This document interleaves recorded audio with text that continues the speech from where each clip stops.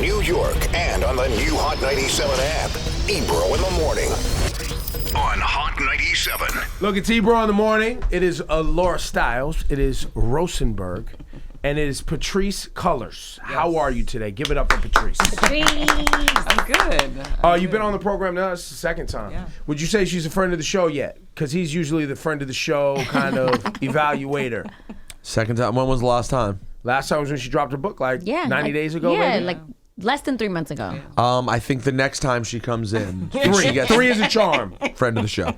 Well, she's a good friend to have. Yeah, she seems great. Her She's smile one alone of makes me the want her. founders of the Black Lives Matter movement. This is a good friend to I have. want her to be a friend of the show. Yes, You got to get her to come back we a need third this time. backing of Yeah, you. You have to come back. I'm coming back then. So today there's obviously a lot going on in the news, but Laura was telling me, and you guys were just talking before this. Yeah, we were talking about the fake Black Lives Matter Facebook page that was, I'm sure you can give me more details, but all I know off the top of my head, some a-hole in Australia put it together and ended up making like $100,000 off of it. Yeah. Well, it's what's interesting. There's multiple fake Black Lives Matter accounts on Facebook, on Twitter, but there's also a lot of fake Black Lives Matter groups on the ground. Right. So I think there's just this important conversation to have around misappropriation and co-optation. We actually hit up Facebook a lot around that particular page because we noticed that they were making money off people. And people were emailing us saying, hey, we don't want to give donations anymore. Can you take us off our donation? And we would look at our list and say, you're not on our list. So we started to realize that people were being frauded early on, and we contacted Facebook multiple times, and they said that they couldn't do anything about it. What? We also contacted DonorBox, which is how those people were getting their money, and DonorBox were like, well, we can't do it because people are getting their money. So then when CNN hit me up on a Sunday night, literally the day before they dropped the article, they broke the story, they said to me, hey, do you know about these fake Black Lives Matter accounts? And I kind of laughed out loud. Of course I know about them. We've actually been trying to get them shut down. And the reporter was like, oh, we just got it shut down because we inquired about it. So it took CNN to inquire about it in order for Facebook to So it was challenge more it. important that they didn't get the bad press, and they responded than actually doing something that was, I guess that thing put to do. the fear in them more. But That it's going to happen. to me, isn't that illegal though? If somebody's making money off of something that's that's fake. Of course, it's illegal. Well, the other thing is that's interesting is we have a verified Facebook account. Well, that almost makes you mad at the people who just got tricked. Like But being informed in social media is not everyone else. It's because that's what we do. We're more informed, right? Right. But people were trying to do there's something a nice. lot They of looked it people in up. the They didn't see world. the check. They didn't think about it. They That's just exactly went. it. And I think also people, as much as we understand that humans can suck sometimes, I don't think people think they're going to be frauded by Right. by a fake Black Lives Matter account. No, who has time for that? Exactly. Why are you doing this? No, people got time. No, they have plenty of time. Especially if they're going to make how much money? $100,000. Fam. Got time for that. So. And did you ever find out who this person was? Yes. So then we come to find out that it was someone in Australia. Damn. All the way in Australia, this dude named Ian McKay that worked for actually one of the largest unions in Australia. Like a workers' union. A workers' union. Wow. The plot thickens. So he was the one, him and one of his co-workers set it up. So then the union got involved and investigated. It took one day. They hit me up on a Tuesday, on a Monday when it dropped. They contacted me immediately because Black Lives Matter was awarded the Sydney Peace Prize last year. Wow. So interesting. Yeah, all the Australian folks were so disturbed. They were like, we had nothing to do with this. We're so sorry. So the union hits me up and they're like, we're investigating this. And then by the next day, they're like, we've fired, Ian McKay. And In instances like this, do people get their money back? that's what we're working on. Gotcha. Yeah, that's what we're working on. Speaking of firing, let's talk Starbucks.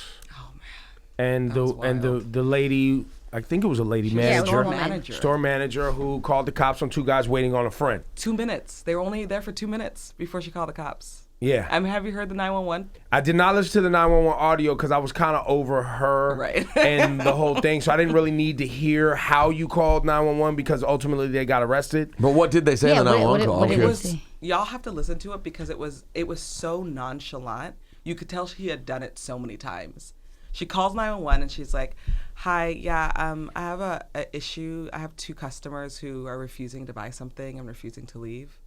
And the 911 operator's like, "Okay, we'll bring police over." just like that. And I was like, this is On 911. yeah. Same line where people call for life or death. life or death. Now, I think people, this area in Philly is a highly gentrified area, right? So there's like all these reports coming out now of the amount of black arrests and black people who get arrested in this area, because obviously it's being turned into a place where there's young white hipster and people who are not from that community. So people who are not originally from that community are now calling police on people who are originally from that community, which is common because they want to make those folks who have lived there for a long time feel unwelcome, so that they hopefully move and they can raise property value.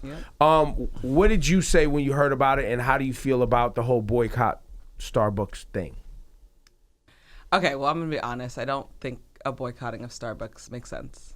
I like boycotts that actually end up being something that we can disrupt. Okay.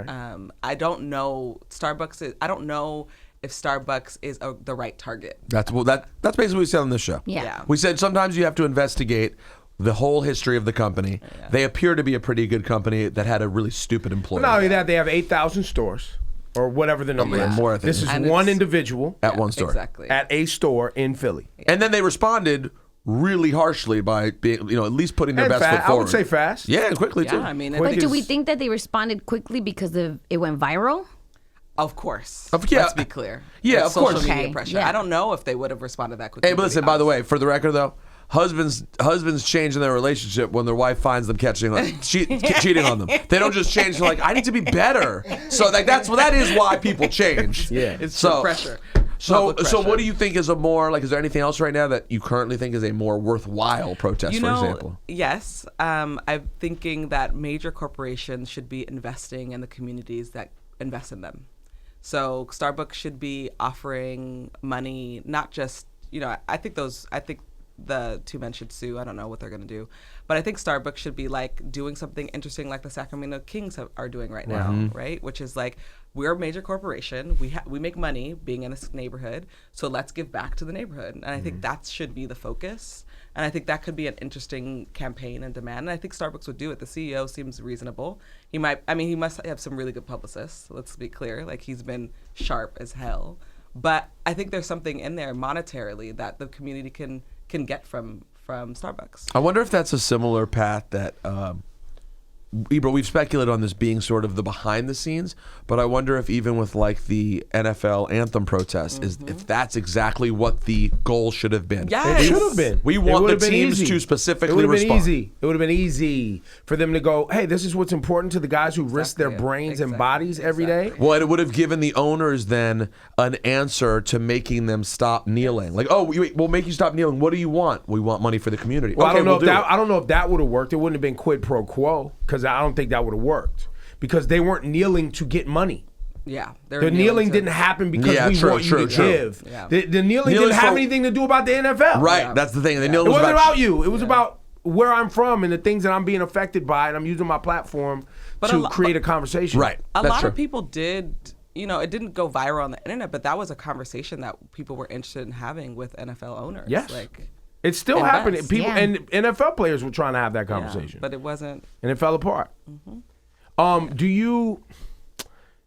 Let's talk about Meek Mill. And since we were talking about the NFL, you saw that the owner of the New England Patriots, along with the owner of the 76ers, the DA in Philly, the mayor in Philly, the governor of Pennsylvania, et cetera, are now interested in having the conversation around criminal justice reform and what's happening. And Meek Mill has obviously become the face of that, and why that conversation is happening.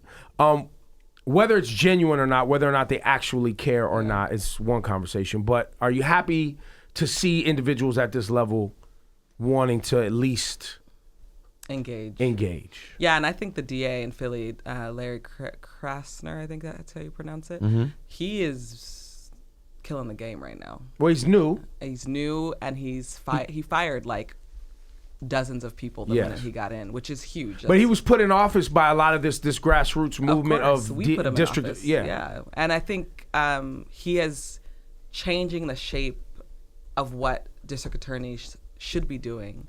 And if he's not ousted by folks, I think he's going to change Philly. And I think the rest of the country is going to have a precedent set around what district attorneys can do. Granted, you know, we'll see. There's a very strong grassroots community in Philly, but there's, you know, folks in Los Angeles are trying to get rid of our DA, Jackie Lacey, who's not prosecuted one cop, who has made all these promises to the community about decriminalizing Los Angeles. She hasn't done that. And I think we're just in this interesting moment where criminal justice reform has to happen. Like, we're just at that crossroads right now where it has to happen. Well, there's there's a couple of hundred district attorneys running for re-election in the country right now, right? And I know that there are a collection of people getting the word out about putting people in play and in power that have these interests. Is that going to happen? Is she up for re-election in Los Angeles She isn't right now? because we have a weird election cycle. So she was up for re-election last year. We're not on the rest of the country because California is its own island. Right. So, but we are talking to other people who could potentially run against her because she's ran unopposed. Got it. Let's talk about Sacramento since there's a district attorney race going on there with the shooting of Stephon Clark. That new camera footage that came out where they were muting the audio of their camera and you could see the cops clearly go, hang on one second, and muted the audio, said something to each other, I didn't see and then that. continued on. They muted their audio. We all found out that Stephon was there for 5 minutes laying before they called for any help. Why does it seem like that's such a recurring theme? Right? Not only is the shooting part recurring, but letting the person die is recurring. Well, because they got to get their story straight. That's exactly Yes. it. Can't they do it while the ambulance is on the way? No, because I don't know if you all heard about the cop. It was in California because California's wild. It's the Wild Wild West.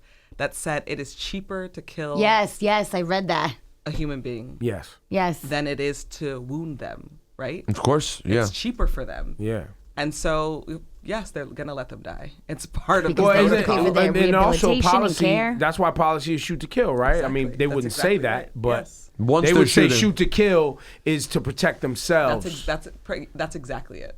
It is because then they're the only ones that get to tell a story. It's disgusting. It's disturbing. It's some like barbaric Wild Wild West behavior, and it exists in one of the largest, most powerful, richest, departments, you know, in the country. You know, law enforcement's rules lobbying. So we got a lot of work to do. I think in Sacramento, you know, our folks, we have a chapter out there that's been in the streets pretty much every day since the shooting. They're challenging the district attorney that they want her out.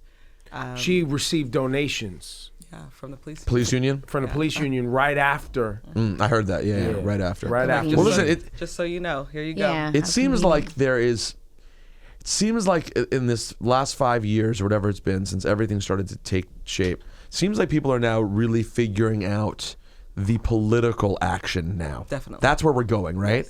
And that to me feels like actual progress. Like now we're starting to see some steps. Yeah, and I think we created the groundwork to allow for a new political game. Because if we didn't have all the protests, the marching, the sit-ins, the civil disobedience, it's just like, it's the same trajectory of the civil rights movement, right? Sit-ins, marches, protests, and then the shift. I think people will continue to protest, but the shift is gaining real political power. Changing laws, changing legislation, changing who your elected official is, voting in people, and then getting people who you want to be candidates. Because sometimes you just have terrible candidates. You don't vote for any of them. Nah, so it's facts. about bringing in a new crew of people who can actually run on a people's platform. And now, God willing, the children growing up watching Black Lives Matter can aspire to political office. So you have great talents. Because the bottom line, the hard part, I think, for all of us is politicians, even though we can be repelled by them, professional politicians have an advantage. They understand politics. Yes. It is an actual profession you have to do. So hopefully there are kids watching this now We're grooming. and Political science. right, Well, and they will study it and get there. I don't know if y'all are following little 11-year-old Naomi Wilder. She was the one who spoke at the March for Oh Our yeah, Lives. she was incredible. Oh, yeah. Okay, so she just did another conversation at some like women's convening. She's like someone to follow. And she was just so clear and articulate about where we go. And I was like, that's it right there. Like, but she said this thing. She was like, when I was 5 years old, Trayvon Martin was killed. She was 5. She was 5 when Black Lives Matter started. So like there's a whole crazy. generation of little children that I didn't even realize that are being deeply impacted by a movement moment. Yeah. And the thing is, And can see it. It can't can be hidden see from it. them. Exactly. It's not just on the paper and pictures. Exactly. It's not just like hear it. words on a page Yeah. that They they feel can't it. read. Yeah. It's totally They're different. actually watching Yes. the video. well, and the difference is, and they have the advantage of much higher possibility because of the original civil rights movement. Precisely. So they're now Yes. able to, Yes. because of progress that Yes. did happen, Yes. this movement That's a good point. can take it to a whole different level. Well, and learning. She Right, could like, at 'cause the 26 she could be political- running for office legitimately. She could she's someone that you groom the right way. Exactly. When she turns 35 is running for president. Like that's Yes. that's where we could but, be. But on that is the reason I bring up learning is different, right? Because you look at the civil rights movement and things did happen. Yeah. Right? But just like with Brown versus Board of Education, right? Black folks thought, oh, we go to school with white people, we're equal, right? Like we're Exactly. equal. Yeah. No. Yeah. No, No, you're why? not equal because then you still got to get the job, and you still got to not just be judged based on your color of skin, but actually your skill set. Or you're still not going to get certain home loans. You're not going to have credit scores. You're not going to have these other things that help you actually become powerful, right? Owning land and these other things, and that's the gamesmanship of this capitalist society that I think. While yes, politics, right, which deals with government funds and government contracts and who gets what and where money goes and things like that, but it's the other learning in there because a generation got hijacked. We're still, poor people and specifically black people are still recovering from a generation of civil rights folks that still got hijacked Yeah. because of credit, loans, Of course. crack, Right. joblessness and all these other things, right? So while the politics and this activity is great, we still have to pay attention to how the money moves and how money is made in America so that you can have true power. Yeah, and I think we didn't also there's two things. We didn't realize how serious the white backlash would be. So we integrated schools, and then white people were like, "We're out." Well, you just saw it again. Speaking of white backlash, you didn't know how serious the white backlash Yeah. would be just because you had a black president. Exactly. That's how much they hate you. Yeah. well, that's I That's think, how much they hate you. I think you couldn't be more right about that. I don't think any of us realized because all of us who are on the right side of history Exactly. assumed that most people were. Yes. You know, exactly. and we live in a bubble, Yeah. right? Like Yeah. we don't know. You may go to a random wedding where you brush up against a white person like that. But if you live in your New York liberal bubble, like you just or don't. And that's Cali the or a problem, big though. city. Nah, or wherever. everyone's good. Obama's a hero in every home. His picture is hung in the homes of white people. Like you don't realize that there are people out there who literally turned around and they elected Trump. That's how much There's they. people who That's said how we much they put up with your Oh, your yeah. Your president. president. Now Yep. it's our And turn. even Like, they're probably ones who even like don't love Trump, but go even though he's whatever. Psh, at least he's against that, and Yeah. we fight. So that is a scary thought. But the difference is right now is these young people coming up. Not only do they have access to more and better education and better opportunity, but there's also more allies than there were. No, for sure. There are sure. a lot of people like myself who are fully on board, and Yeah. this is like the chief issue Exactly. in white people's lives. There aren't enough of us, Yeah. but where the chief issue is black lives is a chief issue Yeah. in other people's lives, and hopefully, this is the foundation of something really special. Yeah, I think there's a culture shift, and I think as culture shifts, unfortunately, white backlash gets more intense. But the hope is that we could shift and shift and shift until that becomes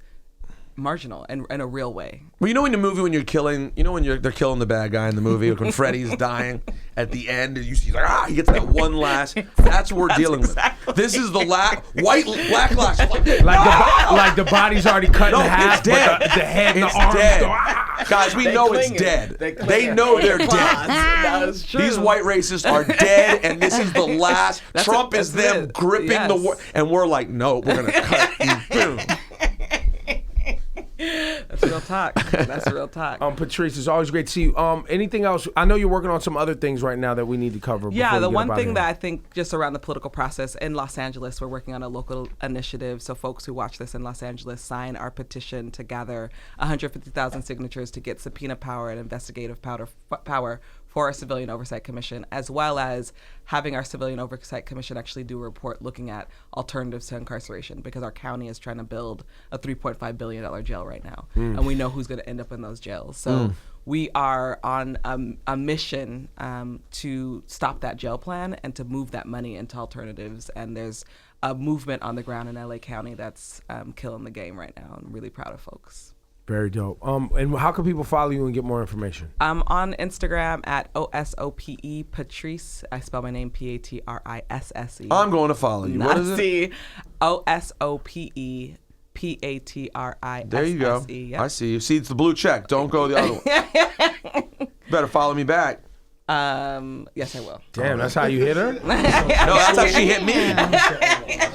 I want to be friends. And she was like, all right. Thank you so much. Patrisse, y'all give it up for Patrisse.